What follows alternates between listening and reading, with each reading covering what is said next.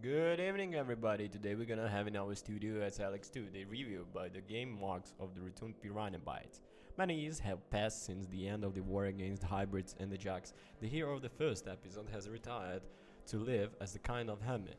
Unfortunately, a new threat looms from the sky and it ends right above his house. Suddenly found out a roof over his head without the equipment accumulated in his previous adventures and haunted by strange creatures, the Sky Hand who also contained him. Our hero must find a refugee that began his journey through the world of Magellan in search of the allies to find a new treat in a long race against time and against these creatures that will do everything to make him dead. Is it worth taking in his adventure? Let's find out in our Elex 2 review. From the beginning, Jax is no longer known character at the end of his first episode. Years of loneliness have weakened him, bringing him back the first level. The difference from the beginning of previous adventure is that how his name is penned, that is many remember him as a hero who saved the world, which is no small thing when he goes around asking for help from practically everyone. Unfortunately, for the rest there is little to do.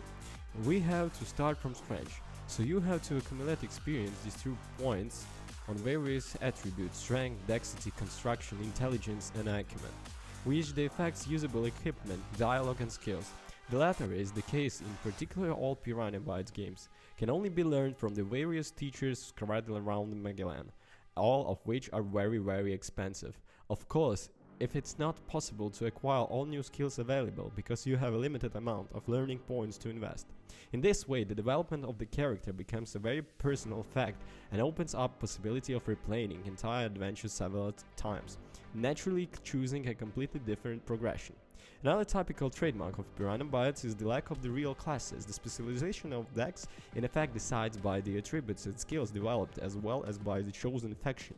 The latter give access to advanced skills and a specific equipment as well as special missions. If you want to, you can decide to remain independent by joining one of the facts absolutely interesting, as well as fascinating the final stages. In all, Magellan is populated by 5 factions who live in close contact with each other, so much they have economic and commercial relations. The Berserkers and the Kaja belongs to Jack's partner with whom he had a son, who are basically fantasy style warrior wizards. The Dawns, Jack's original faction, who have learned to use Elex like no other upgrade to his equipment and unlock the powers of the mind.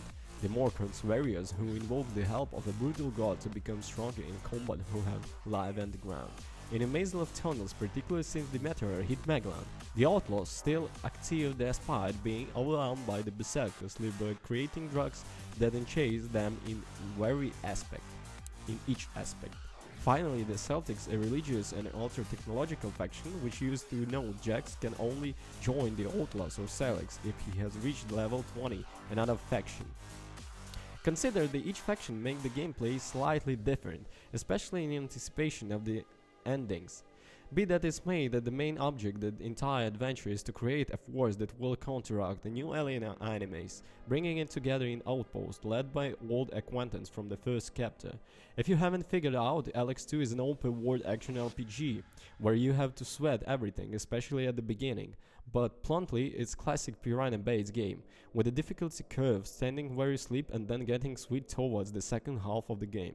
This has been the case since the time of the Gothic, and those who closely follow the works of the German studio. This type of structuring of the experience is only one of signatures. Simply he loves to make the player sweat for several hours and then give him the satisfaction of being able to retrace his steps by solving everything he had left unresolved and face equally those enemies that previously seemed unbeatable, guaranteeing him more and more freedom of exploration and movement.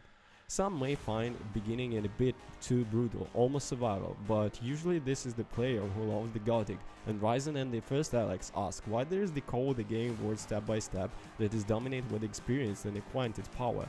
They want to savor it slowly, even by crushed it, and then feel the joy of being able to overcome the challenge posed by increasingly difficult clashes and missions that allow you to disconnect and discover more and more secrets of the map that can reserve surprises around every corner.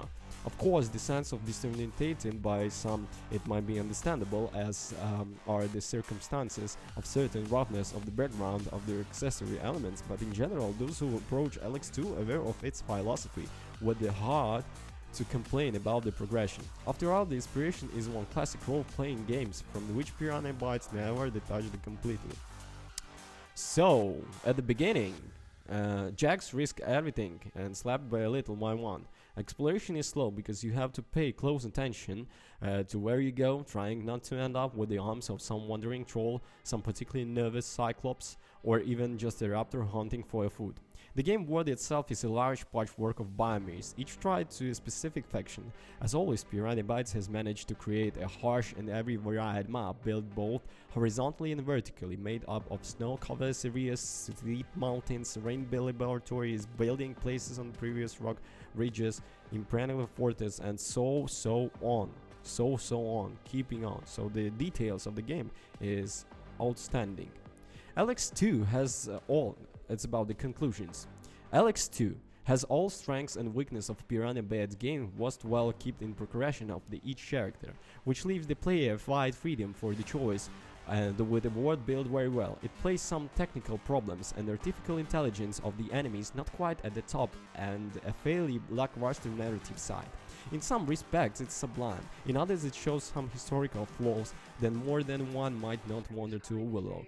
You risk enduring and playing with it for hours and hours, but also hating it for its underlying rawness. We like it a lot, we decided to reward it, but everybody decides for himself. Thanks, bye.